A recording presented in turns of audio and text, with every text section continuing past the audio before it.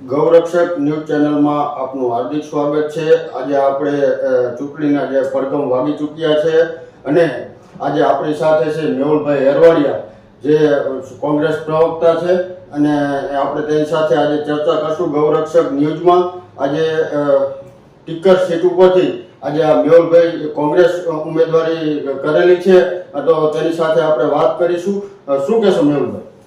સૌ પ્રથમ તો આજે ભારતના બંધારણની જેમને રચના કરી છે એવા અને આપને જેને બોલવા માટેનો અવાજ આપ્યો છે, જ્યારે ભારત દેશના લોકોને અન્યાય થતો હોય એને ન્યાય આપવા માટે જેને બંધારણની રચના કરી છે અને જેને ભારત દેશના ડોક્ટર બાબા સાહેબ આંબેડકર તરીકે બંધારણના ઘડવૈયા તરીકે આપણે જ્યારે ઓળખીએ છીએ, ત્યારે આજે ડોક્ટર ભીમરાવ બાબા સાહેબ આંબેડકરની જન્મ જયંતિ હોય ત્યારે અને ખાસ કરીને આજે મારા વિસ્તારના એટલે કે ટીકર 23 જિલ્લા પંચાયતની અંદર આવતા 4 તાલુકા પંચાયત અને 16 ગામડા અને એની અંદર આવતા તમામ સમાજના લોકો વતીથી આજે હું ડોક્ટર ભીમરાવ બાબા સાહેબ આંબેડકર જયંતિ ને ખૂબ સારી શુભકામના પાઠવું છું અને ખાસ કરીને મારા વિસ્તારના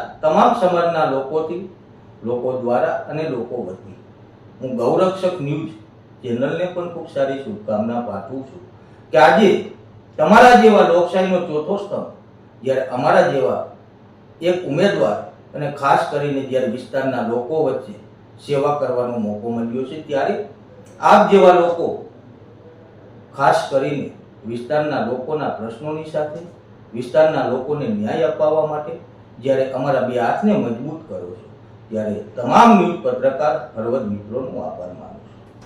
આજે આપણે આ ગૌરક્ષક ન્યૂઝ ચેનલમાં જે મેહુલભાઈ હેરવાડિયા છે, કોંગ્રેસ પ્રવક્તા છે, અને આપણે જે 16 ગામની જે પરિસ્થિતિ છે તેના વિશે આપણે થોડી માહિતી લઈશું। શું કહેશો, આજે શું પરિસ્થિતિ છે?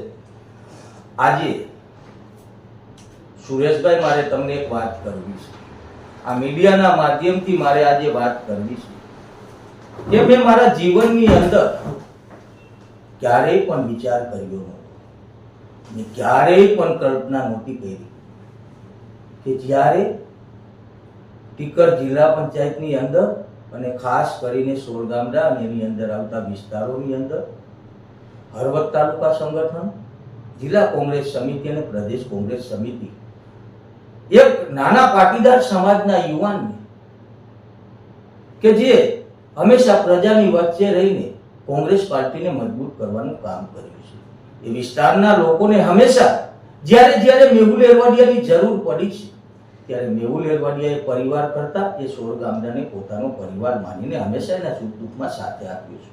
મારે આજે તમને સુરેશભાઈ એક વાત કરવી છે કે મેહુલ હેરવાડિયાને કોઈ એવી ઈચ્છા નહોતી કે ચૂંટણી લડવી છે, પરંતુ એ 16 ગામડાની અંદર આ ભારતીય જનતા પાર્ટીની સરકારમાં જે પરિસ્થિતિ ઊભી થઈ છે, આજે મારા વિસ્તારના 16 ગામડાના લોકો જે આઝાદી દેશની અંદર હોવા છતાં પણ એ વિસ્તારના લોકો ગુલામીમાં જીવી રહ્યા હોય એવું લાગે છે, ત્યારે 16 ગામડાના વિસ્તારના લોકોએ મને અવાજ કર્યો કે મેહુલભાઈ, તમારે અમારા માટે, આ વિસ્તારના લોકોના ન્યાય માટે, આ વિસ્તારના લોકોને ગુલામીમાંથી મુક્ત કરવા માટે તમારે અમારી વચ્ચે લડવું પડશે, અમારા માટે લડવું પડશે। ત્યારે એક આ પાટીદાર સમાજનો દીકરો કોંગ્રેસ પાર્ટીની અંદરથી આજે ટીકર 23 જિલ્લા પંચાયતની અંદર આ વિસ્તારની સેવા કરવા માટે ઉતારવામાં આવ્યો। સુરેશભાઈ, એના કરતા પણ મહત્વની વાત એ છે કે આજે મારા ટીકર 23 જિલ્લા પંચાયત અને એની નીચે આવતા 4 તાલુકા પંચાયતના સભ્યો આજે હળવદ તાલુકાની અંદર ટીકર એક એવી સીટ છે કે જેમાં કોંગ્રેસ પાર્ટીએ હંમેશા બધાને સાથે રાખીને ચાલવાનો પ્રયત્ન કર્યો છે। એનું ઉદાહરણ તમે આજે જોઈ શકો છો કે આજે બધી જ્ઞાતિના લોકોને કોંગ્રેસ પાર્ટીએ તાલુકા પંચાયતની અંદર ટિકિટો આપેલી છે। ખાસ કરીને ટીકર વિસ્તારની અંદર ટીકરમાંથી ઠાકોર સમાજના આગેવાન શામજીભાઈના ધર્મપત્ની સીતાબેન કોરીને ટિકિટ આપવામાં આવી છે, જ્યારે મિયાની અજીતગઢ, મયાપુર અને માનગઢની અંદર પણ ઠાકોર સમાજને ધ્યાનમાં રાખીને સરસ યુવાન ચહેરો એટલે કે સચિનભાઈ ઠાકોરને ટિકિટ આપવામાં આવી છે। એવી જ રીતે ઘનશ્યામગઢ સીટ ઉપર જોવા જઈએ તો દલવાડી સમાજના આગેવાન હોશિયાર શિક્ષિત એવા નારાયણભાઈને ટિકિટ આપવામાં આવી છે. જ્યારે ઈશનપુર પટ્ટાની અંદર કીડી જોગરખોર અને એની અંદર એક યુવાન ચહેરો જે હંમેશા પ્રજાની વચ્ચે રહીને સેવા કરે છે એવા ઠાકોર સમાજને ટિકિટ આપવામાં આવી છે. જોવા જઈએ તો કોંગ્રેસ પાર્ટીએ જિલ્લામાં પાટીદાર સમાજના યુવાન તરીકે મેહુલ પટેલને પણ ટિકિટ આપવામાં આવી છે.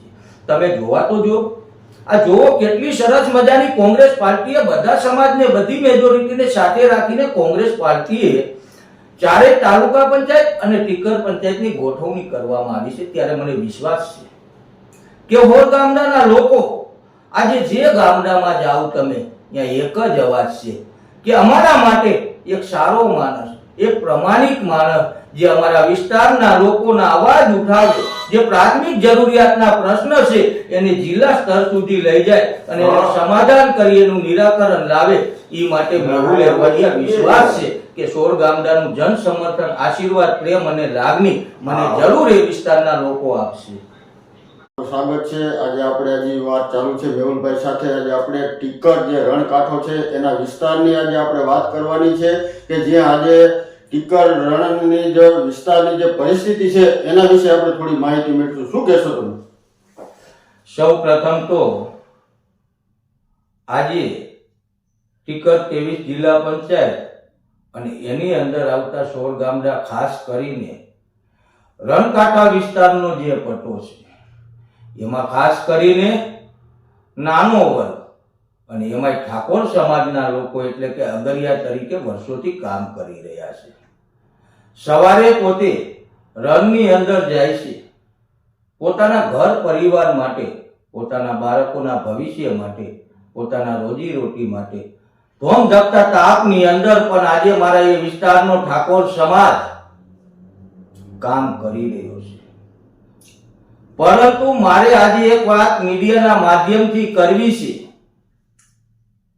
કે આજે હમણાં ટૂંક સમય પહેલા એ રણકાંઠા વિસ્તારની અંદર કુદરતી આફત એટલે કે ડિઝાસ્ટર મેનેજમેન્ટ, જેને આપણી પરિભાષામાં કુદરતી આફત કહીએ છીએ, કુદરતી પ્રકોપ કહીએ છીએ, એનાથી રણકાંઠાની અંદર જે અગરિયાઓ કામ કરી રહ્યા છે ખૂબ જ નુકસાન ત્યાં થયું છે. એ અગરિયાનું મીઠાનું પણ ધોવાણ થયું છે. પરંતુ આ વિકાસની વાતો કરતી આ ભારતીય જનતા પાર્ટીની સરકાર જે ફક્ત ને ફક્ત આજે દેશના તમામ લોકોને ખ્યાલ આવી ગયો છે કે આ નાના વર્ગોની સરકાર નથી, આ નાના માણસોની સરકાર નથી, આ ફક્ત અને ફક્ત ઉદ્યોગપતિઓની સરકાર છે. અને એવા સમયે જ્યારે વિસ્તારની અંદર મારા અગરિયાઓને નુકસાન થતું હતું ત્યારે ભારતીય જનતા પાર્ટીની સરકાર કે એમના એક પણ નેતાએ અગરિયાઓ માટે ગાંધીનગર કે દિલ્હી સુધી એમના ન્યાય માટે અવાજ ઉઠાવ્યો નથી. મારે તમામ ભારતીય જનતા પાર્ટીના લોકોને વાત કરવી છે કે આજે રાજ્યની અંદર એક એવો આયોગ બનાવવામાં આવે કે જે રણકાંઠા વિસ્તારની અંદર જે ઠાકોર સમાજ નાના અગરિયાઓ જે કામ કરી રહ્યા છે એને જ્યારે કુદરતી આફત આવે તો રાજ્ય સરકારની અંદર જેમ બધા આયોગો બનાવવામાં આવેલા છે એવી રીતે રણકાંઠા વિસ્તારના અગરિયાઓનું પણ એક અલગથી આયોગ અને પેકેજ બનાવવામાં આવે જેથી કરીને આવા કુદરતી આફતના સમયે એ અગરિયાઓને એ નાના વર્ગોને એમાંથી મદદ કરી શકાય. પરંતુ ક્યાંક ને ક્યાંક આ વિકાસના નામે બંગા ફૂટે ખોટી વાતો કરનારી અને એ અમારા વિસ્તારના તમામ સમાજના લોકો સારી રીતે ભારતીય જનતા પાર્ટીને ઓળખી ગયા છે. એટલા માટે તો એના ન્યાય માટે, એ વિસ્તારને મજબૂત બનાવવા માટે એ વિસ્તારના લોકોએ, તમામ સમાજના લોકોએ સાથે મળીને મેહુલ એરવાડિયાને ટીકર જિલ્લા પંચાયતમાં એ વિસ્તારના લોકોની સેવા કરવા માટે ઉતારવામાં આવ્યો છે. આજે ચૂંટણીના જે પડઘમ વાગી છે, ડોર ટુ ડોર પ્રચાર પણ ચાલુ થઈ ગયો છે, ત્યારે શું કહેશો? આજે પ્રચારમાં લોકો શું કહે છે? જ્યારે તમે પ્રચારમાં જાઓ છો ત્યારે લોકોની શું માંગ હોય છે? સૌ પ્રથમ તો આજે છેલ્લા 5 દિવસથી મારા વિસ્તારની અંદર હું અલગ અલગ સમાજના લોકોની વચ્ચે મારી વાત લઈને જઉં છું. આ વિસ્તારના લોકો મને સારી રીતે ઓળખે છે કે મેહુલ એરવાડિયા એક સારો માણસ છે, સાચો માણસ છે, પ્રમાણિક માણસ છે, વફાદાર માણસ છે. એના શબ્દોની કિંમત એટલે પાથામાંથી સૂટેલા તીર બરાબર હોય છે. એ આ વિસ્તારના તમામ લોકો જાણે છે. એટલા માટે આજે એ વિસ્તારના સોર ગામડાની અંદર તમામ સમાજના લોકોનો મને જે જન સમર્થન મળી રહ્યું છે એ જોતા એવું લાગી રહ્યું છે કે 26 તારીખના રોજ સોર ગામડાના જે લોકો છે ટીકર 23 જિલ્લા પંચાયત અને એની નીચે આવતા સોર ગામડાના તમામ વિસ્તારના લોકો 26 તારીખે કોંગ્રેસ પાર્ટીને ખૂબ જંગી બહુમતીથી મતદાન કરી અને 28 તારીખના રોજ જ્યારે મતદાન ગણતરી ચાલુ હશે એટલે ટીકર 23 જિલ્લા પંચાયતની અંદર એક નવા ઇતિહાસની રચના થશે એવો મને પૂરો વિશ્વાસ છે.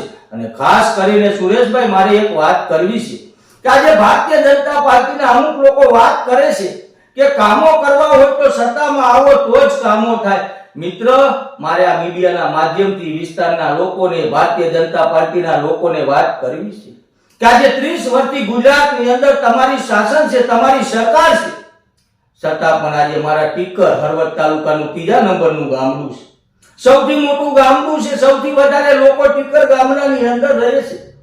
આજે મારે દુઃખ સાથે વાત કરવી પડે છે. આજે મારે શરમજનક પરિસ્થિતિમાં તમારી સાથે મીડિયાના માધ્યમથી વાત કરવી પડે છે કે આજે ટીકરની અંદર નવા ઘાટીલા તરફ જવાનું જે મુખ્ય નાલું છે, જે સ્ટેટ વિભાગની અંદર આવે છે, છેલ્લા કેટલાય સમયથી એ પુલ બંધ છે. કયા કારણથી બંધ છે મારે આજે એ વિસ્તારના લોકોને વાત કરવી છે કે કોઈ પણ ટેન્ડર જ્યારે જે કંપનીને આપવામાં આવતું હોય છે ત્યારે એનો એસ્ટિમેટ એપ્રોચ તૈયાર થતો હોય છે. એસ્ટિમેટ એપ્રોચનો મતલબ એ થાય છે કે એનો એક સમયગાળો કે આટલા સમયની અંદર આ પુલનું નિર્માણ કાર્ય કરી આપવાનું હોય છે.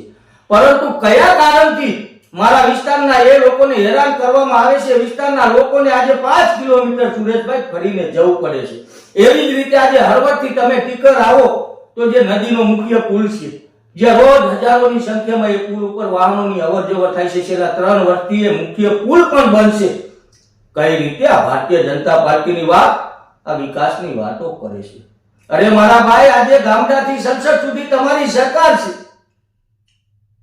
ભાજપમાં આવવાથી કામો થાય એવું જરૂરી નથી, પરંતુ જે ઉમેદવાર એ વિસ્તારની અંદર ચૂંટીને જ્યારે પ્રજા જન આશીર્વાદ આપતી હોય છે એના વિચારો કેટલા મજબૂત છે, એ વ્યક્તિ કેવો છે, એ વ્યક્તિ રજૂઆત કરવાને લાયક છે, તમારા વિસ્તારને મજબૂત કરવા માટે પ્રશ્ન ઉઠાવે છે કે નહીં, એ જરૂરી છે. ફક્ત વાતો કરે છે. ચૂંટણી સમયે વિસ્તારમાં લોકો જાય છે, પ્રતિનિધિ જાય છે, પછી લોકોને 5 વર્ષ ફોન પર નથી ઉપાડતા. આજે મને વિશ્વાસ છે કે આજે મેહુલ એરવાડિયા જે વ્યક્તિત્વ છે સોર ગામડાના વિસ્તારના